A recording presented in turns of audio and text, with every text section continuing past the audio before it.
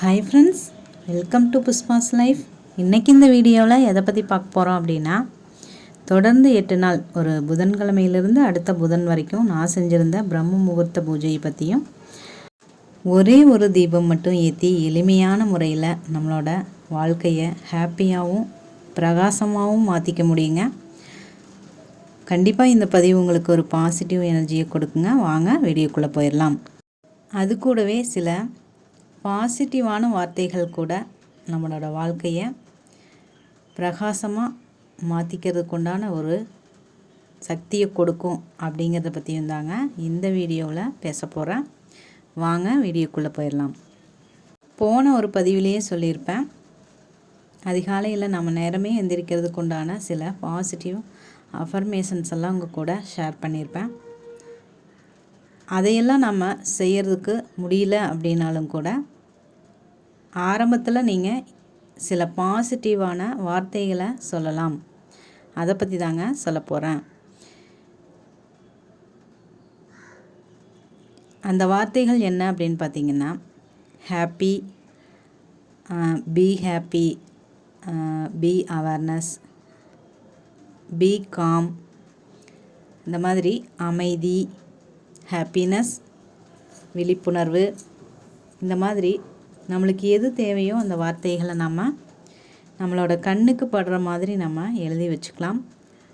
எழுதி வச்சுக்கிட்டு அதை நம்ம பார்க்கும்போதெல்லாம் கண்டிப்பாக நம்ம கண்ணில் அதை பார்க்கும்போது நம்ம சோர்வான நேரத்தில் கூட அந்த வார்த்தைகள் நம்மளை ஒரு எனர்ஜியை கொடுக்குங்க. இது நான் அனுபவபூர்வமாக உணர்ந்தது தான். இந்த தீபமெல்லாம் ஏற்றி வழிபடுறதுக்கு முன்னாடி நான் அதை தாங்க ஃபாலோ பண்ணிகிட்டு இருந்தேன். அதுக்கப்புறம் ஒரு நாள் இந்த தீபம் ஏற்ற ஆரம்பித்ததுலேருந்து இன்னுமே என்னோடய வாழ்க்கையை பிரகாசமாகவும் ஹாப்பியாகவும் மாறுறத நான் உணர்ந்தேங்க.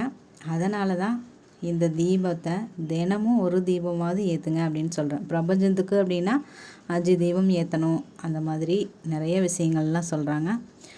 அதெல்லாம் கூட நம்மளோட நடுத்தர குடும்பத்தினருக்கெல்லாம் அது கொஞ்சம் நம்மளுக்கு ஒத்து வராத மாதிரி இருந்தாலும் கூட ஒரு தீபம் அப்படிங்கிறது எல்லாத்தினாலையுமே முடியும் இல்லைங்களா? அதனால் டெய்லியும் ஒரு எந்திரிச்சு ஃப்ரெஷ்அப் ஆகிட்டு ஒரே ஒரு தீபம் மட்டும் ஏற்றி உங்களோட பிரபஞ்சத்துக்கிட்ட வேண்டுனாலும் சரி, கடவுள்கிட்ட வேண்டுனாலும் சரி, உங்களோட அந்த பாசிட்டிவான வார்த்தைகளை சொல்லி உங்களுக்கு என்ன வேணுமோ அதையும் சொல்லி நீங்கள் உங்களோட டேவை ஸ்டார்ட் பண்ணலாங்க. அப்படி தான் நான் ஸ்டார்ட் பண்ண ஆரம்பித்தேன். அதுக்கப்புறம் தான் என்னோடய லைஃபு ஹாப்பியாக போயிட்டுருக்கிறத என்னால் தினமும் உணர முடியுதுங்க. இது வரைக்கும் நான் செய்ய முடியாதுன்னு நினச்சிட்டு இருந்த விஷயங்களை கூட என்னால் செய்ய முடியுது. அதைத்தான் நான் உங்கள் கூட ஷேர் பண்ணுறேன். ஏன்னா நம்ம இது வரைக்கும் இல்லாத ஒரு புதிய பழக்கத்தை உருவாக்கணும் அப்படின்னு நம்ம முயற்சி பண்ணும்போது கண்டிப்பாக அதில் நம்ம தோற்று போவோம். அப்படி தோற்று போகும்போது நம்ம மறுபடியும் பின்வாங்கிடக்கூடாதுங்க. அதுக்காக இந்த சில வார்த்தைகள் உங்களுக்கு கண்டிப்பாக யூஸ்ஃபுல்லாக இருக்கும். எந்த நேரத்துலையுமே நீங்கள் அந்த வார்த்தைகளை உங்கள் கண்ணுக்கு படுற மாதிரி வைக்கும்போது அதை பார்க்கும்போது நம்மளுக்கு அந்த எனர்ஜி குறையாமல் எப்போவும் அந்த குட் எனர்ஜி நம்மக்கிட்ட இருக்குங்க. அதுக்காகத்தான். அதுக்கப்புறம் நான் ஃபாலோ பண்ணுற ஒரு சின்ன விஷயத்தை உங்கள் கூட நான் ஷேர் பண்ணுறேன். இது உங்களுக்கு விருப்பமாக இருந்தது அப்படின்னா நீங்களும் ஃபாலோ பண்ணலாம். அது என்ன அப்படின்னா, நான் ஒரு வீடியோவில் என்ன தான் நம்மளோட தாட்ஸை நாம் பாசிட்டிவாக மாற்றணும்னு முயற்சி பண்ணாலும் சில நெகட்டிவ் தாட்ஸ் நம்மளுக்குள்ளே வரும். அப்படி வரும்போது இந்த வார்த்தையை சொல்லுங்கள், கண்டிப்பாக அந்த நெகட்டிவ் தாட்ஸ் எல்லாம் வராது அப்படிங்கிற மாதிரி சொல்லியிருந்தாங்க.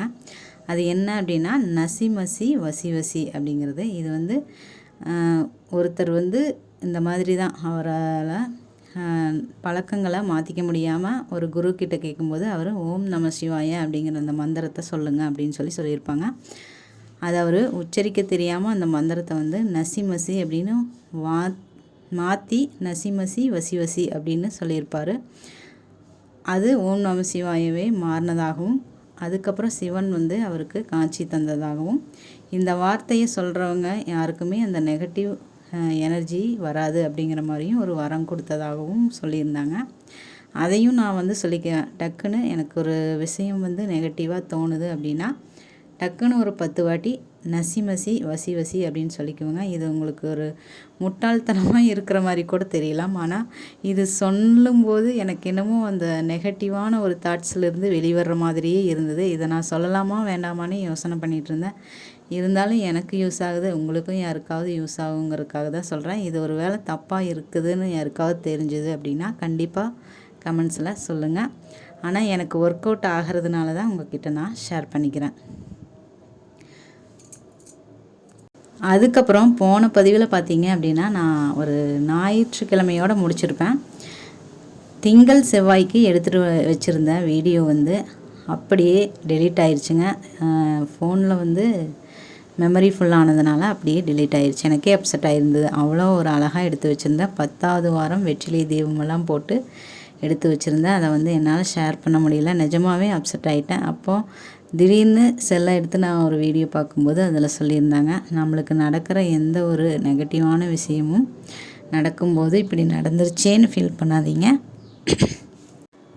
நான் என்றைக்குமே அந்த மாதிரி ஃபீல் பண்ண மாட்டேன். அப்படியெல்லாம் நடக்கும்போது இன்னும் பெருசாக எனக்கு ஒரு நல்லது நடக்க போகுது அப்படின்னு தான் நான் நினைப்பேன் அப்படின்னு சொல்லி ஒரு பதிவில் ஒருத்தங்க சொல்லியிருந்தாங்க. உண்மையாலுமே எனக்கும் இந்த மாதிரி நடக்கும்போது கரெக்டாக அந்த பதிவு வந்து என் கண்ணில் பட்டுச்சு. உண்மையாலுமே அது கடவுளோட அருளாக தான் இருக்கும். கடவுளே சொன்ன மாதிரி நான் நினச்சிக்கிட்டேன். இதை விட அருமையான பதிவுகள் நம்ம கொடுக்கறதுக்கு உண்டான ஒரு வாய்ப்பாக கூட இருக்கலாம் அப்படின்னு நான் எடுத்துக்கிட்டு அதை அப்படியே விட்டுட்டு அதுக்கப்புறம் புதன்கிழமையிலிருந்து இந்த புதன்கிழமை வரைக்கும் நடந்த விஷயங்களை தாங்க வீடியோவில் ஷேர் பண்ணியிருக்கிறேன். இது விநாயகர் சதுர்த்தி அப்படிங்கிறதுக்காக நான் கையில் மருதாணி போட்டிருந்தோம். விநாயகர் சதுர்த்தி அன்னைக்கு 4:50 அப்படிங்கும்போதே முழிச்சாச்சு. இந்த வாரம் பார்த்திங்க அப்படின்னா நான் முழிக்கும் போது எங்கள் பாப்பாவும் எந்திரிச்சுக்கிறா. அதனால் கொஞ்சம் அந்த 4 மணிக்கே எந்திரிச்சாலுமே பூஜை பண்ணும்போது பார்த்திங்கன்னா 6 மணி ஆயிடுது. 5:30லேருந்து ஒரு 6 மணி ஆயிடுது. இருந்தாலும் இதுவும் நன்மைக்கே அப்படின்னு சொல்லி நான் எடுத்துக்கிறேன். இது பார்த்திங்க அப்படின்னா இலையிலேயே விநாயகர் வந்து செஞ்சுருந்தாங்க. அதை பார்த்தேன். நானும் அதே மாதிரி செஞ்சு பார்த்தேன். ஒரு புது விதமான முயற்சிங்க. எப்படி இருக்குது அப்படிங்கிறத கண்டிப்பாக கமெண்டில் சொல்லுங்கள். விநாயகர் சதுர்த்தி அன்னைக்கு நான் செஞ்ச ஒரு புது விஷயம்னா இலையில் விநாயகர் செஞ்சு வழிபட்டேங்க. மன நிறைவான வழிபாடாக இருந்துச்சு. தினமுமே அந்த ஒரு தீபம் ஏற்றி வழிபடும்போது நம்ம மனசும் சரி நம்ம வாழ்க்கையும் சரி அப்படி ஒரு மனநிறைவோடு நம்மளோட வாழ்க்கை இருக்குதுங்க. அதை கண்டிப்பாக எல்லாருமே ஒவ்வொருத்தருமே உணரணும் அப்படிங்கிறதுக்காகத்தாங்க இந்த பதிவு. அதுக்கப்புறம் விநாயகர் சதுர்த்தி அன்னைக்கு பார்த்திங்க அப்படின்னா காலையிலேயே பிரம்ம முகூர்த்த நேரத்துலேயே என்னோடய பூஜை வேலைகளை முடிச்சுட்டு இந்த தியானத்தை பற்றியும் கொஞ்சம் சொல்லணுங்க. ஒரு 5 நிமிஷம் கண்ணை மூடி அப்படியே எதையுமே நினைக்காம அப்படியே இருந்து பாருங்கள். இன்னுமே நம்மளோட வாழ்க்கையில் நம்ம என்னென்ன செய்யணும் அப்படிங்கிறதுக்குண்டான ஒரு நல்ல விஷயங்களை நாம் உணரக்கூடிய அந்த ஒரு வாய்ப்பும் இந்த தியானத்து மூலமாகவும் நம்மளுக்கு கிடைக்குங்க. அதுக்கப்புறம் வீட்டில் விநாயகர் சதுர்த்தி விநாயகரை கும்பிட்டு வெளியில் இருக்கிற விநாயகர் ஊருக்குள்ளே இருக்கிற விநாயகரையெல்லாம் பார்க்குறதுக்கு கிளம்பிட்டோங்க. வீட்டு பக்கத்தில் இருக்கிற எல்லோரும் சேர்ந்து போய் அந்த இப்படி போகும்போது ரொம்ப நல்லா இருந்தது. அப்புறம் எங்கள் ஊரில் பார்த்திங்க அப்படின்னா கும்மி ஆட்டமெல்லாம் வச்சுருந்தாங்க. அதெல்லாம் ரொம்ப பார்க்குறதுக்கு அவ்வளோ ஒரு அழகாக மன நிறைவாக இருந்தது இந்த விநாயகர் சதுர்த்தி. எங்கள் பாப்பாவும் கூட சேர்ந்து ஆடிட்டுருக்குறா பாருங்கள். ஓகே ஃப்ரெண்ட்ஸ், இந்த பதிவு உங்களுக்கு யூஸ்ஃபுல்லாக இருந்துச்சு அப்படின்னா ஒரு லைக் பண்ணி கமெண்ட் பண்ணுங்கள். தேங்க்ஸ்.